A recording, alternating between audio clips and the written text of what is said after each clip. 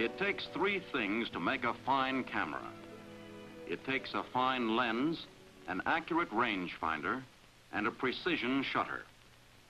This prize-winning photograph is an enlargement from a tiny image on 35mm film.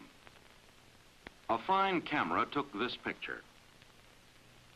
Its flawless lens produces pictures that have tone quality, harsh highlights, no blocked-up shadows. 35mm cameras should fit the hand nicely, be easy to focus quickly and accurately. They should have beauty, should instill pride of ownership.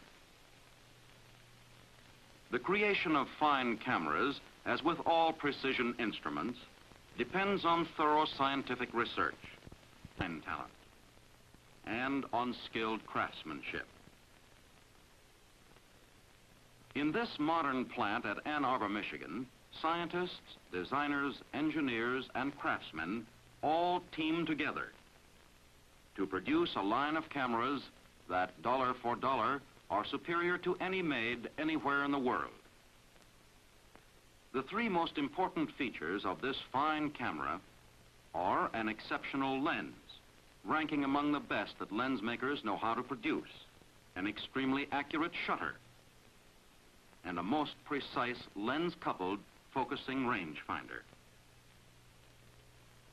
Let's take up these features one by one, beginning with the lens. The formula for a good camera lens requires a vast number of calculations to determine exactly the right radius of curvature for each surface and to suit the refractive index of the glass.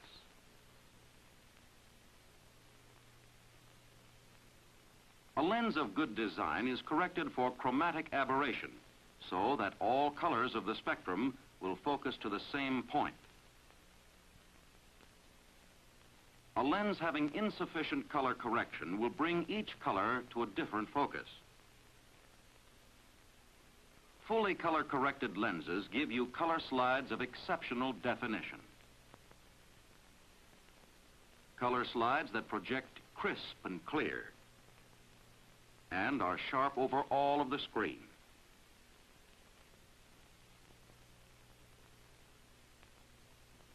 A poor camera lens may produce an image sharp only in the center and out of focus in the corners and at... A good camera lens produces an image sharp all over and having no distortion. This critically sharp and fully correct blanks of glass, ordinary glass, but a special kind called optical glass. The test sample is ground and polished on one side and one edge and sent to the laboratory, where it is tested for its refractive index. That is, whether it bends rays of light exactly as specified. If the test sample shows that the glass in the batch is up to specifications, the blanks are ready for the lens-making operations. The first step is to spray a dark coating on one surface of each blank. Then the blanks are mounted in a special fixture known as a blocking tool. Before the blanks are mounted, the blocking tool is heated in an electric induction heater. This is one of the very few lens blocking installations in the country, employing the extremely modern induction heating method. Pitch is applied to the hot tool. Formerly, pitch was heated in open pots and applied by hand. The resulting gas and fumes and the many painful burns to workers made the old method very inefficient. Production was about a third less than by the method you are watching now. The blocking tool then goes to a cooling bath, where the pitch hardens, thus assuring that the blanks are held securely. This particular type of blocking tool is suitable for grinding only one curved surface of the lens. The lens elements vary in size, and each has surfaces of different curvatures. Here are just a few of the many different sizes and shapes of blocking tools needed for grinding and finishing camera lenses. The making of blocking tools, such as these, is only one of the many special operations involved in tooling up for lens and camera manufacture, and one of the most important departments in this modern plant is where the special tools, dies, and fixtures are made. These blocking tools are a very special kind, with recesses machined in the surfaces to receive the lens blanks. Now let's follow the lens blanks we saw a moment ago to the grinding room, where the lenses are put in the chuck of a precision grinder. Modern methods have replaced the old, slow hand operations in lens grinding. This first grinding is called generating the spherical surface. It is done with a hemispherical wheel containing coarse diamond grit. After the removal of rough stock with the coarse wheel, there follows another grinding with a wheel containing fine diamond grit. This is one of the few diamond grind installations in America. In this fine grind operation, the lens blanks are brought in a few seconds within tolerances which formerly required several hours of painstaking hand grinding to achieve.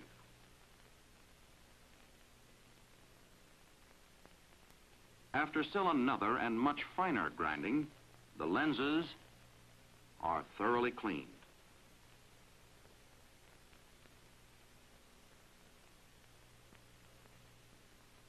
The surfaces have a smooth, velvety appearance, and the radius of their curvature is accurate within 100,000th part of an inch. Now the time-consuming polishing begins. The lenses are still held on the same blocking tool and polished on a lap of pitch. A mixture of water and the rare earth cerium oxide gives an extremely high polish.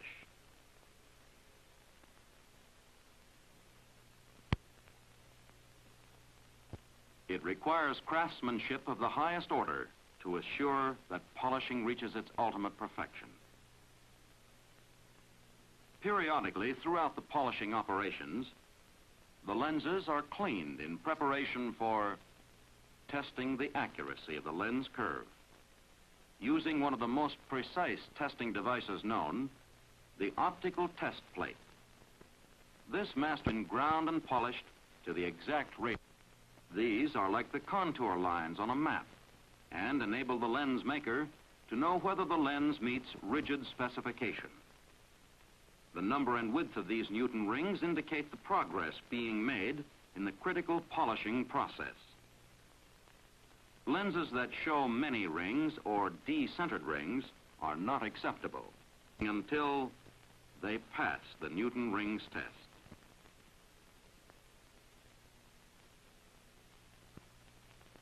But they must also pass close inspection for scratches and pits. After the lenses have passed inspection and a protective coating has been sprayed over the polished surfaces, they are removed from the block and remounted on another tool whose radius of curvature differs from the first one used because the curvature on one surface of each lens element is different from that of the other surface. Now, a brief look at the photographic lens whose beginnings have been taking shape.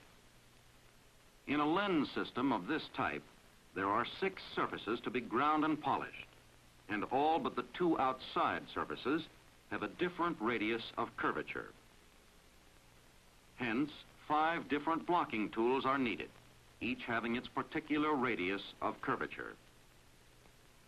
The coarse and medium grindings require 10 different wheels, 2 for each radius, and the final grinding requires 5 more, 15 in all. Then 5 different polishing heads are required, and finally 5 different quartz test plates to check the accuracy of the various curves. Here is one of the finished lenses, ground, polished, tested, and having a radius of curvature accurate to a few millionths of an inch. Every lens must be centered so that its optical axis passes exactly through its mechanical center.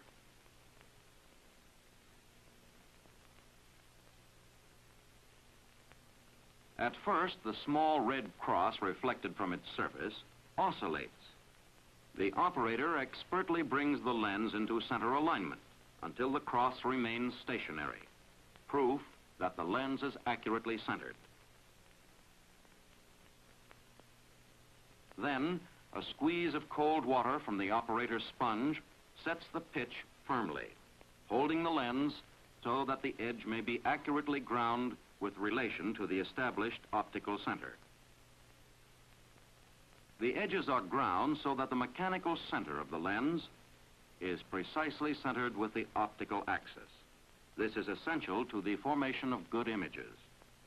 After centering, the lenses are washed and carefully dried.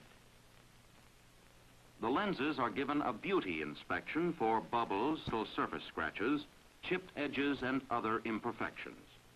Even with the most precise methods, an occasional reject shows up, is immediately spotted, and marked in red to prevent its traveling further in the production process.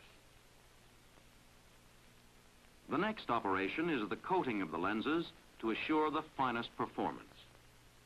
The lenses are placed in a large holder.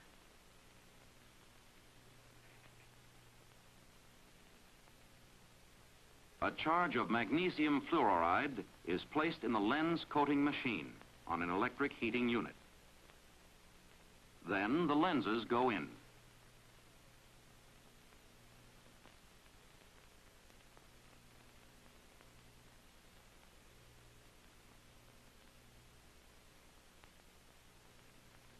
After the cover is lowered, the air is pumped out to obtain the vacuum necessary for high-quality coating. The magnesium fluoride is vaporized by the electric heater and deposits uniformly on the surface of the lenses. What happens inside the glass bell is depicted here by animation. With the atmosphere exhausted of all foreign particles, the magnesium fluoride vaporizes in the electric crucible, and the tiny molecules travel in straight lines to the lens surfaces. Critical control enables the operators to attain a thickness of coating equal to 1/4 of one wavelength of light, or about 1/5 of an inch. Should the coating exceed this thickness or fall short of it, there is a considerable drop in lens performance. Hence, great care is exercised in this phase of producing a fine lens.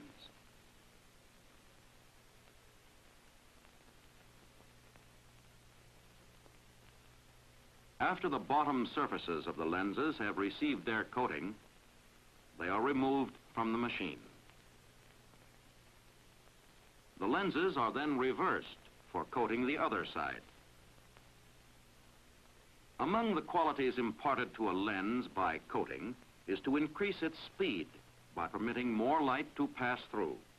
Here, light is shown passing through an uncoated lens.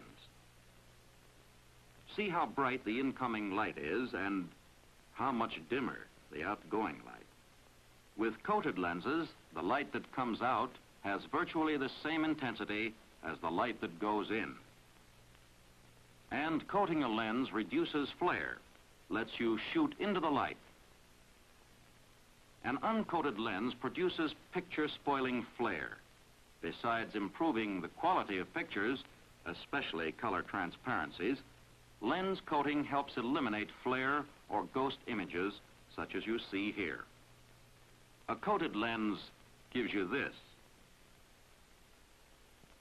Lens elements, no matter how fine and accurate each one is, perform well only if they are mounted properly. Any decentering or misalignment of the elements in mounting ruin the picture-making qualities of the lens. So the fine photographic lens needs not only extremely skillful craftsmanship in making the individual elements, but also the same high standards of craftsmanship in making the lens.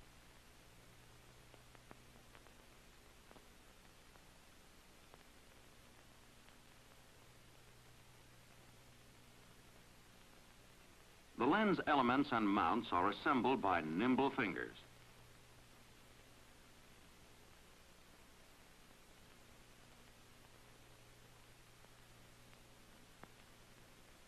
Then comes the test for sharpness and focus adjustment.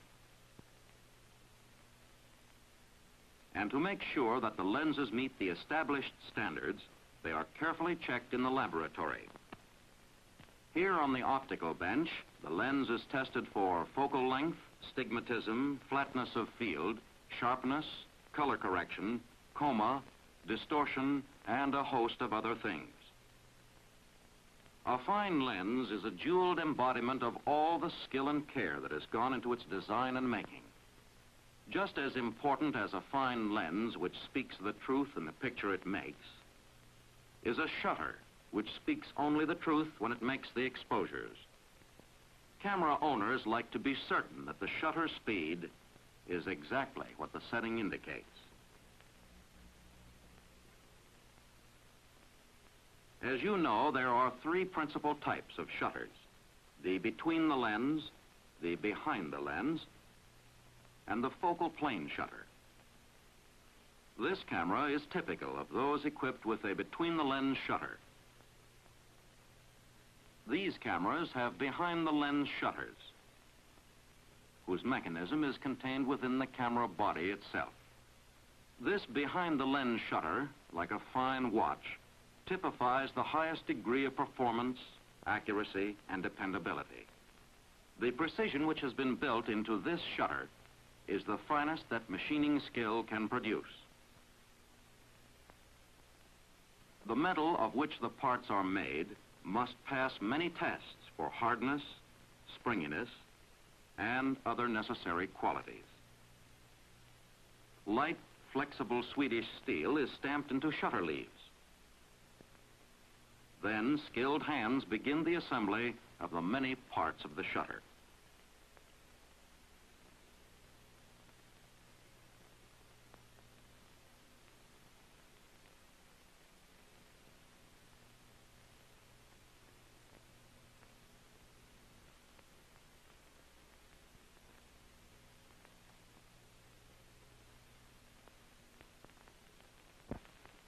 The shutter assembly goes onto the front plate.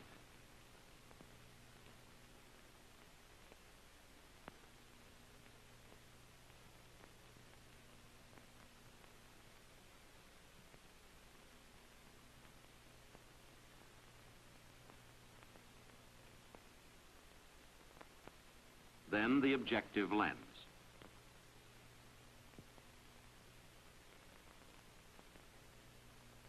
A most important operation is setting the shutter.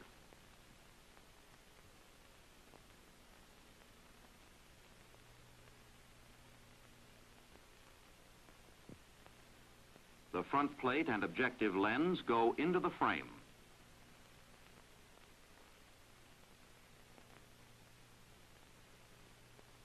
Then the lens mount barrel is installed.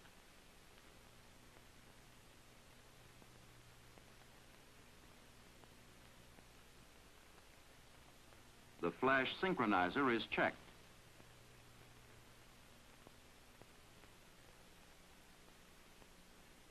The camera is nearing completion as the rangefinder is installed.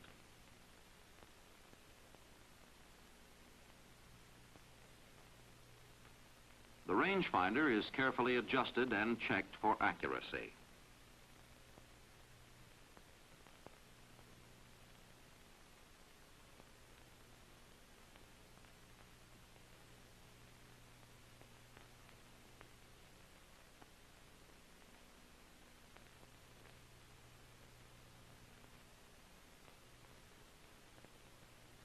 Then the focusing barrel and diaphragm rings are attached.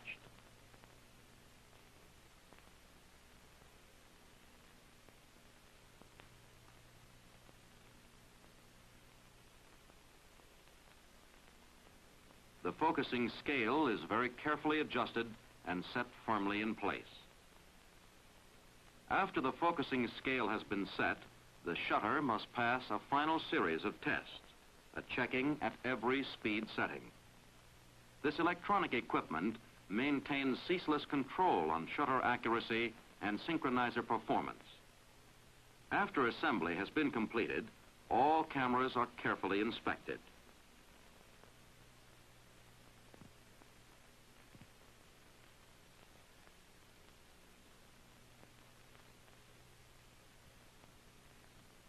the final step.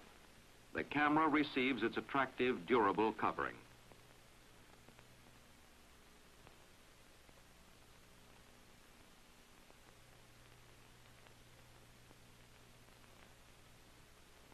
Quality control is exercised in every single manufacturing step. The laboratory conducts continuing tests on shutters and lenses. This oscilloscope, like a miniature TV screen, affords a visual picture of shutter and synchronizer performance.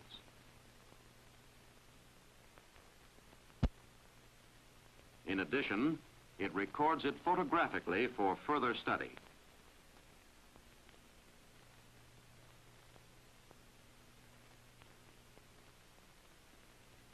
Here is a black and white oscilloscopic trace.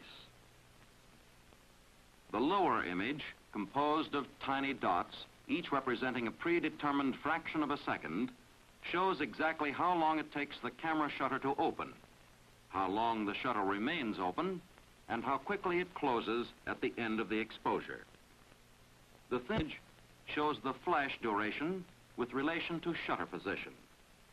Good, accurate synchronization produces a tracing like this, showing that the flash is occurring neither too early nor too late to be fully utilized. Next in importance to lens and shutter is a finder that's easy to use. This camera has a brilliant reflex finder, enabling you to see clearly the picture you're going to get. This is a beginner's camera with fixed focus lens. Makes good pictures of subjects 7.5 feet away and farther.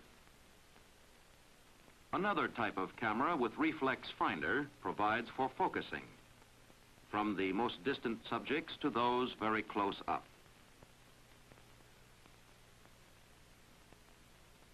Lens-coupled rangefinder focusing is the most convenient means ever devised and the most accurate. Before focusing, the eye sees a double image within the circle. As the focusing knob is turned, one image moves until it merges with the other. Now the lens is in focus. The rangefinder is accurate over the entire focusing range. That has been assured by paint tests during assembly. With this combined range and viewfinder, you can even wear glasses and still get a large, clear image. Precision in a rangefinder is essential, especially when shooting wide open. A camera having a built-in flash synchronizer adds to picture-making pleasure, particularly if it's easy to plug in and you have no dangling wires to insert.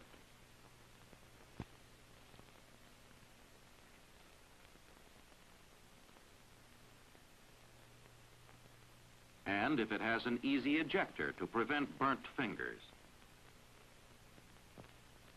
Here's a well-known 35mm camera with built-in flash synchronizer and a plug-in flash unit.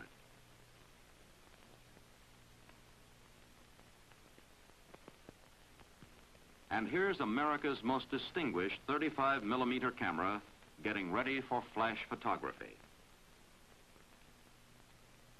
This fine camera has a built-in flash timer as well as built-in synchronizer to take care of all commonly used flash lamps. And here is the convenient built-in delay switch. Set at F, the fast or gas-filled bulbs with their 5-millisecond delay are accurately synchronized. Set at M or medium, the slower 20-millisecond delay bulbs function accurately. The convenient flash gun has a removable adapter so you may easily use any flash bulb at any shutter speed in this camera.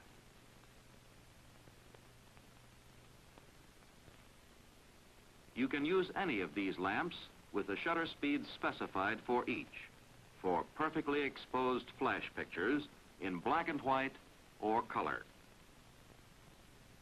The film wind on this camera, in addition to winding the film for the next exposure, also winds the shutter and sets the exposure counter.